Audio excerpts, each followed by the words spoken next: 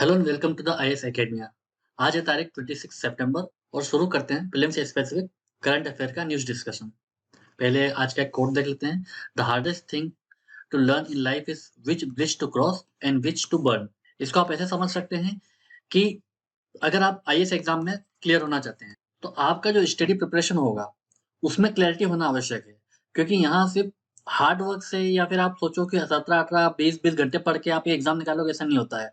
आपको आपके माइंड का यूज़ करके ये देखना होगा, क्या रिक्वायर्ड है और क्या रिक्वायर्ड नहीं है। अगर आप राजेंद्र नगर में रहते हो और वहाँ पे बहुत सारे सीनियर एस्पिरेंट्स मिलेंगे आपको, उनमें से कई लोग आपको एक बात बोलेंगे कि यूपीएससी एग्ज़ामिनेशन में ये इम्पोर्टेंट नहीं है कि क्या पढ़ना चाहिए, यूपीएससी एग्ज़ाम में ये भी इम्पोर्टेंट है कि क्या नहीं पढ़ना चाहिए। क्योंकि मार्केट में इतने सारे रिसोर्स हैं, इतने सारे बुक्स हैं कि अगर आपने सबको कवर करना शुरू किया तो आप कहीं भी नहीं पहुँच पाओगे। आप 20-20 घंटे सिर्फ़ बुक्स पढ़ते रह जाओगे।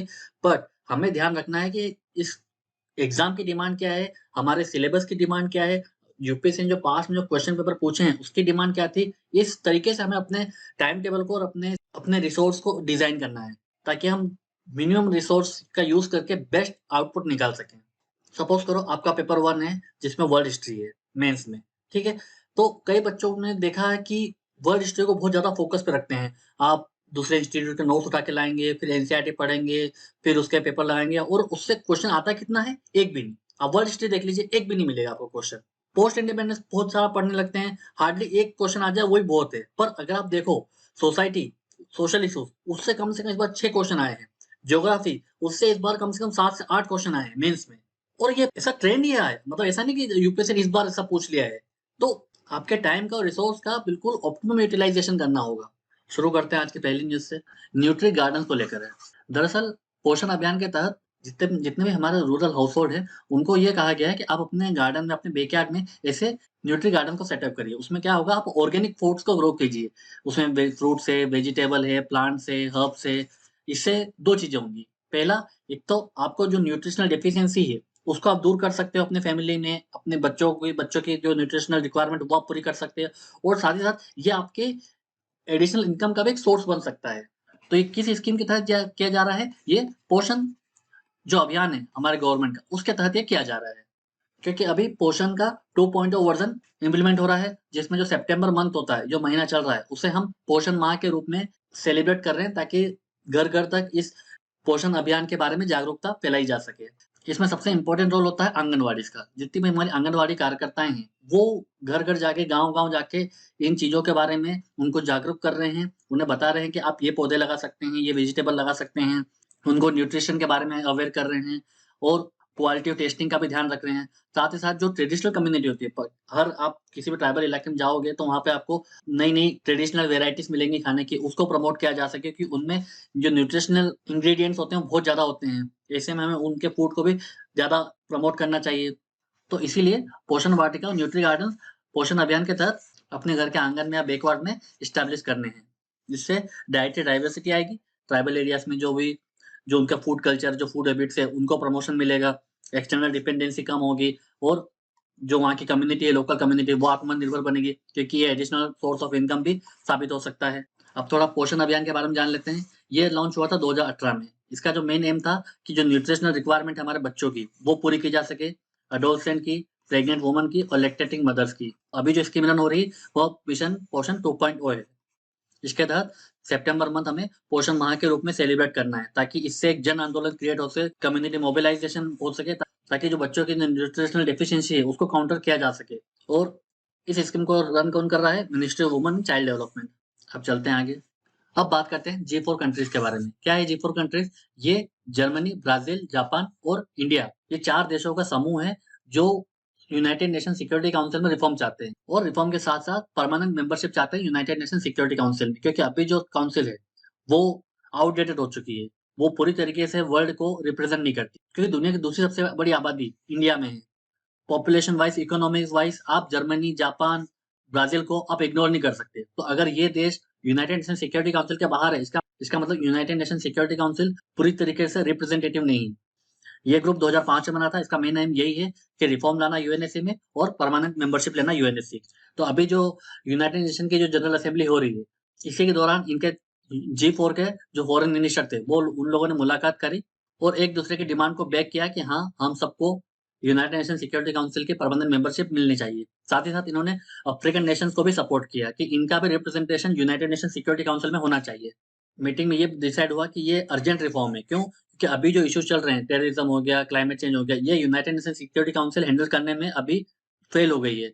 तो अगर हमें यूनाइटेड नेशन सिक्योरिटी काउंसिल को रिलेवेंट रखना है, तो उसे रिफॉर्म लाना होंगे ताकि कॉम्प्लेक्स इश्यू का जल्द से जल्द एक सॉल्यूशन लाया जा सके। चीफ ऑफ मिनिस्टर जो मिले थे, उन्होंने कंसर्न जताया कि अभी तक इंटर गवर्नमेंटल नेगोशिएशन में कोई मीनिंगफुल प्रोग्रेस नहीं हुआ। ये इंटर गवर्नमेंटल नेगोशिएशन क्या है? ये ऐसे ग्रुप होते हैं नेशन स्टेट के, जो यूनाइटेड नेशन के अंदर रिफॉर्म लाने के लिए वर्क करते हैं। तो इंटर गवर्नमेंटल नेगोशिएशन में कौन-कौन से ग्रुप हैं? African union, G4 nation, United four concession group UFC, 69 group of developing countries, Arab league, Caribbean community. इसमें से UFC ग्रुप इंपॉर्टेंट हमारे लिए। यूनाइटेड फॉर कंसेंसस ग्रुप, इस ग्रुप को कॉफी क्लब भी कहा जाता है, जो 1990 से बना था। इसका काम G4 नेशन की डिमांड को काउंटर करना है।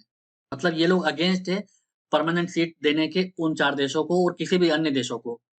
ये चाहते हैं कि कोई भी डिसीजन लेने से पहले एक कंसेंसस होना चाहिए।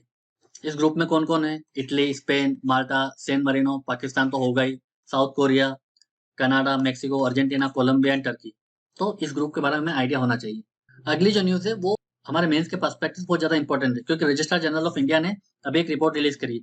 इस रिपोर्ट में ये बताया गया है कि IMR, अंडर 5 मोर्टालिटी रेट और नियोनेटाल मोर्टालिटी रेट में इंडिया ने काफ़ी अच्छा काम किया है और बहुत सिग्निफिकेंट रिडक्शन देखने को मिला है। इसका डाटा बहुत ज़्यादा इंपॉर्टेंट है, क्योंकि मेंस में हम इसके डाटा को मोस्टली कोट करते हैं, क्योंकि हमारे देश में अभी भी चाइल्ड मोर्टेलिटी एक बहुत बड़ी समस्या है। आप देखो कि MP जैसे स्टेट में चाइल्ड मोर्टेलिटी बहुत बड़ी समस्या है। यूपी, उड़ीसा, ये स्टेट अभी भी बहुत ज़्यादा लैग कर रहे हैं। उससे पहले हम कुछ टर्म्स जान लेते हैं। क्रूड बर्थ रेट किसे कहते हैं? 1000 पॉपुलेशन में कितनी बर्थ है, उसे क्रूड बर्थ रेट कहा जाता है। टोटल फर्टिलिटी रेट क्या होता है? जब एक महिला अपने रिप्रोडक्टिव एज में कितने बच्चे पैदा करती है, उसे टोटल फर्टिलिटी रेट कहा जाता है। अभी इंडिया में 2.159 है इसका रेट। मतलब हम अभी रिप्लेसमेंट रेट के आसपास हैं। न्यूनेटाल डेथ्स क्या होती है? जब किसी बच्चे की फर्स्ट 28 डेज में ही उसकी मृत्यु हो जाए, तब उसे न्यूनेटाल डेथ रेट कहते हैं। अंडर 5 मोर्टालिटी रेट क्या होता है? जब बच्चे की उसके 5 साल के अंदर ही उसकी मृत्यु हो जाए, तब उसे अंडर 5 मोर्टालिटी रेट कहते हैं। इन्फेंट मोर्टालिटी रेट किसे कहते हैं? जब 1000 लाइव बर्थ में ऐसे बच्चों की मृत्यु हो जाना जो 1 साल भी नहीं हुए थे जिनको, तो इसे इन्फेंट मोर्टालिटी रेट कहते हैं। तो अब की जो 2020 की जो रिपोर्ट आई है, उसकी क्या फाइंडिंग्स है कि जो अंडर 5 मोर्टालिटी रेट है हमारी, वो 32 पे आ गई है 35 से, और अभी ये रेट रूरल एरियाज में 36 है और अर्बन एरियाज में 21 है। मतलब हमें अभी और रूरल एरियाज में हमारी जो हेल्थ फैसिलिटीज है वो पहुंचानी होगी। इन्फेंट मोर्टालिटी रेट कितना है? ये 30 से गिरकर 28 आ गया है। इसमें भी अच्छा इंप्रूवमेंट देखने को मिला है। न्यूनेटाल मोर्टालिटी रेट क्या है? ये भी 20 पर आ गया है 22 से। अर्बन एरियाज में 12 है और रूरल एरियाज में 23 है। इसका मतलब मेनली जितने भी रूरल एरियाज में अभी भी हमें ये प्रॉब्लम सिग्निफिकेंट है, इन्हें हमें रूरल एरियाज में जाके इस प्रॉब्लम को काउंटर करना होगा। चलते हैं आगे। अगली न्यूज़ चाइल्ड मैरिज से रिलेटेड है।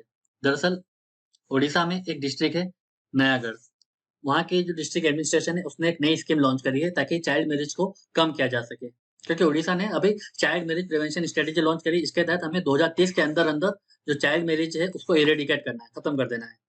उससे पहले ये जान लेते हैं चाइल्ड मैरिज से नुकसान क्या है। एक तो पॉपुलेशन बहुत ज़्यादा बढ़ने लगती है अगर आप चाइल्ड मैरिज करते हो, क्योंकि जब बच्चों की कम उम्र में शादी होती है तो जो गर्ल चाइल्ड रहती हैं, उनका जो रिप्रोडक्टिव एज है वो बढ़ जाएगा। उसके बाद जो बच्चे जन्म लेंगे वो चाइल्ड स्टंटिंग का शिकार होंगे, क्योंकि जो मदर होंगी उसी की न्यूट्रिशनल रिक्वायरमेंट पूरी नहीं होती है उस वक़्त। ऐसे बच्चे जो स्टंटिंग का शिकार होंगे उनमें पुअर लर्निंग आउटकम देखा गया है, और जिनकी चाइल्ड मैरिज हो जाती है वो जनरली इकोनॉमिक एक्टिविटी में ज़्यादा पार्टिसिपेट नहीं कर पाते, क्योंकि उनको घर के काम में और अपने बच्चों की देखभाल में पूरा समय निकल जाता है। तो ये हमारे देश के लिए चिंता की बात है कि अभी भी हमारे देश में चाइल्ड मैरिज जैसी समस्या को हम सुलझा नहीं पा रहे हैं। अब नयागढ़ ने ऐसा कौन-सा स्कीम लॉन्च किया है? देखिए, नयागढ़ को हम देखें तो वहाँ की जो सेक्स रेशियो है वो 8:55 है, मतलब बहुत ही पुअर है। और एक रीज़न ये बताया गया कि नयागढ़ में काफ़ी चाइल्ड मैरिज देखने को मिली है। तो अगर हम सेक्स रेशियो को इम्प्रूव करना चाहते हैं और चाइल्ड मैरिज को खत्म करना चाहते हैं, तो वहाँ के डिस्ट्रिक्ट एडमिनिस्ट्रेशन ने अलीवा प्रोग्राम लॉन्च किया है। क्या इस अलीवा प्रोग्राम है? इस अलीवा प्रोग्राम का जो मेन कंट्रीब्यूशन होगा वो आंगनवाड़ी वर्कर्स की तरफ से आएगा। आंगनवाड़ी वर्कर्स होंगे, वो हर गाँव में जाके आइडेंटिफ़ाई करेंगे कितनी एडोलसेंट गर्ल्स हैं और उनके बारे में जानकारी इकट्ठा करेंगी। जो रजिस्टर वो मेंटेन करेंगी, उसमें गर्ल के साथ-साथ पिता का नाम होगा, उसके बाद एड्रेस, उनका education status, birth registration date, Aadhaar card number, contact details, ये सब डिटेल्स उस रजिस्टर मेंटेन रहेगी। और जो गर्ल की जो एज होगी उसको कौन अप्रूव करेगा? Local school headmaster, father, supervisor और चाइल्ड मैरिज प्रोहिबिशन ऑफिसर। ताकि कई लोग क्या करते हैं, चाइल्ड मैरिज करते हैं पर वो झूठ बोल देते हैं कि नहीं हमारी बच्ची की एज 18 हो गई, 21 हो गई है। तो अब उस प्रैक्टिस को कर्ब किया जा सकता है। उसके बाद उस बच्चे की education progress, skill training status, health issue को भी मेंशन किया जाएगा। तो अगर हम ऐसे बच्चों का रिकॉर्ड रखेंगे तो इससे डिस्ट्रिक्ट एडमिनिस्ट्रेशन को आसानी होगी कि कहाँ चाइल्ड मैरिज ज़्यादा हो रही है, किस क्षेत्र के बच्चे एजुकेशन लैग कर रहे हैं। तो ऐसे डाटा बहुत ज़्यादा इंपॉर्टेंट हो जाते हैं अगर आप किसी भी डिस्ट्रिक्ट का सोशो इकोनॉमिक प्रोफाइल को इम्प्रूव करने के लिए। तो आप इस स्कीम को ऐसे केस स्टडी अपने आंसर में मेंशन कर सकते हैं, या फिर अलीवा प्रोग्राम डायरेक्टली कभी प्रीलिम्स में आ सकता है। तो हमें ये पता होना चाहिए। अब चलते हैं आगे। अगली न्यूज़ सेंटर के एक नई स्कीम के बारे में। ये स्कीम क्या है? Scheme for special assistance to state for capital investment. इस स्कीम के तहत क्या होगा, जो सेंटर होगी वो फाइनेंशियल असिस्टेंस देगी स्टेट गवर्नमेंट को। इसमें 50 साल तक का इंटरेस्ट फ्री लोन दिया जाएगा ताकि वो जो पैसा है वो सिर्फ कैपिटल इन्वेस्टमेंट प्रोजेक्ट में ही लगाए जा सकते हैं। वो आपके रेवेन्यू एक्सपेंडिचर में यूज नहीं हो सकते। और ये जो पैसा दिया जा रहा है इसे जो स्टेट की जो बोरोइंग लिमिट होती है 3%, उससे उसके बियॉन्ड दिया जा रहा है। मतलब उस सीलिंग का इस असिस्टेंस से कोई लेना देना नहीं होगा। इस स्कीम का जो फर्स्ट पार्ट है वो ये कहता है, इसका मतलब जो अमाउंट स्टेट को दिया जाएगा वो उस पर्टिकुलर स्टेट का जितना शेयर बनता है सेंट्रल टैक्स ऑन ड्यूटीज में as per award of 15 finance commission, वो उसके प्रोपोर्शन में होगा। इसके बाद गति शक्ति रिलेटेड एक्सपेंडिचर में उन पैसों को यूज करना होगा। गति शक्ति किससे रिलेटेड है? इंफ्रास्ट्रक्चर डेवलपमेंट से रिलेटेड है। तो आपको जो पैसा मिल रहा है एडिशनल असिस्टेंस, वो आपको गति शक्ति के लगाना होगा। उसके अलावा ये जो पैसा होगा वो प्रधानमंत्री ग्राम सड़क योजना जैसे प्रोजेक्ट में आपको इन्वेस्ट करना होगा ताकि सड़क बनाई जा सके। उसके अलावा आपको डिजिटाइजेशन पर इन्वेस्ट करना होगा। डिजिटाइजेशन में मतलब आंगनवाड़ी हो गया, पंचायत हो गया, तो वहाँ पे आपको इन्वेस्ट करना होगा। उसका जो ये पैसा आपको ऑप्टिकल फाइबर नेटवर्क के प्रोजेक्ट में आपको यूज करना होगा। और इसमें अर्बन रिफॉर्म्स का भी एक एस्पेक्ट है कि जितना आप building by laws, town planning schemes, transit oriented development, transferable development rights, ऐसे स्कीम पे अगर आप लगाते हो और ऐसे कुछ अच्छे स्टेप लेते हो, रिफॉर्म लाते हो, तो आपको ज्यादा असिस्टेंस मिलेगा। उसका उन स्टेट को ज्यादा इंसेंटिव दिया जाएगा जो उनके जो स्टेट के जो पीएसयूस हैं उनको मोनेटाइज किया जाए या उनको प्राइवेटाइज करती है, तो ऐसे स्टेट को और ज्यादा असिस्टेंस मिलेगा। तो ये इसके पार्ट हो गए। अब चलते हैं आगे। अगली जो न्यूज़ है वो बैंकिंग सिस्टम लिक्विडिटी के ऊपर है। क्यों ये न्यूज़ में है? दरअसल हुआ क्या कि 40 मंथ के बाद हमारा जो बैंकिंग सिस्टम लिक्विडिटी वो डेफिसिट में चला गया है। 2019 के बाद से हमने लगातार हमारा जो बैंकिंग सिस्टम लिक्विडिटी थी उसमें सरप्लस देखा था। अब ये बैंकिंग सिस्टम लिक्विडिटी क्या है? ये उस लिक्विडिटी कहते हैं जिसमें बैंक के पास में कैश में पैसा पड़ा होता है। कैश मतलब इन द सेंस कि रेडिली अवेलेबल कैश होता है, जो कभी मान लो कोई कंज्यूमर आता है, उसने अपना पैसा बैंक को दिया होता है, वो अगर अपना पैसा वापस देना चाहता है तो बैंक को उसे उसका पैसा वापस देना होगा। इसके लिए आरबीआई ने क्या गाइडलाइन जारी कर रखी है कि सीआरआर है, कैश रिजर्व रेशो, बैंक को 4% सीआरआर मेंटेन रखना पड़ता है। क्योंकि जितना वो डिपॉजिट बैंक को मिला है वो सारा का सारा पैसा वो लोन में घुमा नहीं सकती। क्योंकि कभी भी कंज्यूमर को या फिर कस्टमर को अगर उसके पैसे की रिक्वायरमेंट होती है तो वो बैंक से वापस ले सकता है। इसलिए बैंक को कुछ ऐसा अपने पास रेडिली अवेलेबल कैश में रखना पड़ता है। तो पर यहाँ पे देखा ये गया है कि फिलहाल जो बैंक्स के पास में जो कैश है वो डेफिसिट में चला गया है। पूरे 40 मंथ तक सरप्लस में था। तो ये हमारे लिए चिंता की बात है। अब ये देखते हैं कि आखिर ये कंडीशन डेफिसिट कब कहलाती है? जब बैंकिंग सिस्टम नेट बोरोवर होते हैं from the RBI as per the liquid adjustment facility. LF में क्या क्या आता? रेपो और रिवर्स रेपो। जब आरबीआई बैंक को पैसा देती है और जो इंटरेस्ट चार्ज करती है उसको रेपो कहा जाता है। जब बैंक आरबीआई को पैसे देते हैं उस पे जो इंटरेस्ट चार्ज करती है उसे रिवर्स रेपो रेट कहा जाता है। इससे मार्केट में मनी को रेगुलेट किया जाता है। तो इस कंडीशन में जब जब बैंक नेट बोरोवर हो जाते हैं, मतलब उनके पास में कैश कम है, उन्हें आरबीआई से लोन लेना पड़ता है, उधार लेना पड़ता है, तब इसी कंडीशन को डेफिसिट कहा जाता है। और जब बैंक्स आरबीआई को पैसे देते हैं तब वो नेट लेंडर कहला जाता है, क्योंकि उनके पास में लिक्विडिटी सरप्लस में होता है। और ये लिक्विडिटी एडजस्टमेंट फैसिलिटी है वो आरबीआई यूज करती है ताकि एक्सेस लिक्विडिटी को एब्जॉर्ब किया जा सके और जब लिक्विडिटी का क्रंच हो तो रिलीज किया जा सके, ताकि हमारे देश में जो मॉनेटरी स्टेबिलिटी है वो बनी रहे। अब जानते हैं आखिर ये डेफिसिट आया क्यों। दरअसल इसके कारण बताया जा रहा है, एक तो एडवांस टैक्स फ्लो। बहुत सारी कंपनीज ने अभी एडवांस अपना टैक्स जमा किया है। उससे क्या हो रहा है, अपने बैंक से पैसा निकाल कर कंपनीज ने अपना एडवांस टैक्स पे किया है। इससे बैंक के बाद में क्रैश का क्रंच आ गया है। उसका आरबीआई ने जो लगातार रुपये का डिप्रिसिएशन हो रहा है उसको काउंटर करने के लिए डॉलर्स को मार्केट में बेचे हैं, उसके बदले में रुपये खरीदे हैं, तो इससे रुपीस का भी शॉर्टफॉल देखने को मिला है। इस वजह से भी बैंकिंग सिस्टम में जो रुपये है उसका एक डेफिसिट देखने को मिल रहा है। अब इसका इम्पैक्ट क्या होगा डेफिसिट का? एक तो जितने भी गवर्नमेंट सिक्योरिटी की यील्ड है वो बढ़ जाएगी। दूसरा, हमारे देश में इंटरेस्ट रेट बढ़ जाएगा, जितने हमारे लोन्स हैं वो महंगे हो जाएंगे, डिपोजिटर्स को मिलने वाला इंटरेस्ट रेट बढ़ जाएगा।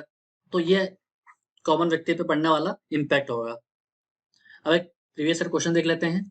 The sustainable development goals were first proposed in 1972 by global think tank called Club of Rome. Second statement है the sustainable development goals have to be achieved by 2030। देखिए जो दूसरा स्टेटमेंट है वो तो सही है। जब 2015 में एसडीजी को लॉन्च किया गया था तो 2030 तक का टारगेट दिया गया था। इसमें 17 जो गोल्स हैं वो डिसाइड किए गए थे। अब ये जो एसडीजी आया कब था? ये 2012 में रियो डी जेनेरियो में इसको अडॉप्ट किया गया था। तो 1972 का क्लब ऑफ रोम वाला जो स्टेटमेंट है वो तो गलत हो गया। तो इसका आंसर क्या हो गया? Two only. ऐसे ही अन्य और वीडियो के लिए आप हमारे चैनल को सब्सक्राइब कर सकते हो। हमारा इंस्टीट्यूट आपको एक मेंटरशिप प्रोग्राम प्रोवाइड कर रहा है जिसमें आपको 2 डेडिकेटेड मेंटर्स मिलेंगे। एक आपका एकेडमिक मेंटर्स होगा, दूसरा आपका फॉलोअप मेंटर होगा जो आपकी स्टडी को और आपके प्रोग्रेस को ट्रैक करता रहेगा। उसके अलावा हमारा इंस्टीट्यूट एक PYQ mains live answer writing programme run कर रहा है जिसमें आपको प्रीवियस ईयर के क्वेश्चन को थीम वाइज डिस्कस किया जाएगा और आपको क्लास में आंसर राइटिंग आपसे करवाई जाएगी। उसके बाद करंट अफेयर एनालिसिस के लिए आपको समाचार वाणी का प्रोग्राम आपको प्रोवाइड किया जा रहा है और फिलोसॉफी, हिस्ट्री, साइकोलॉजी की ऑप्शनल क्लासेस आपको प्रोवाइड की जा रही है। अन्य जानकारी के लिए आप हमें इस नंबर पर कॉन्टैक्ट कर सकते हैं। आज के इस वीडियो में सिर्फ इतना ही। Thank you very much.